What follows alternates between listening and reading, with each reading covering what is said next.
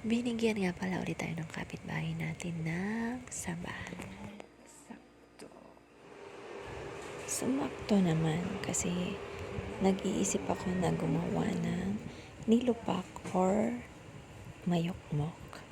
Paborito ko kasi yun ng elementary pa ako.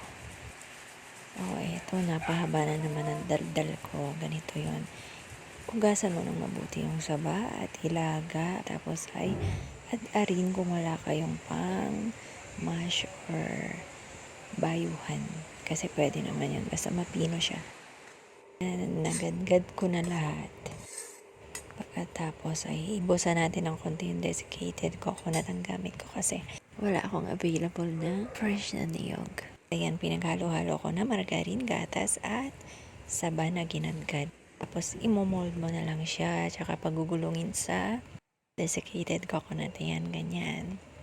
At eto nga pala yung laging excited sa aking mga niluluto. O, diba nakaabang na?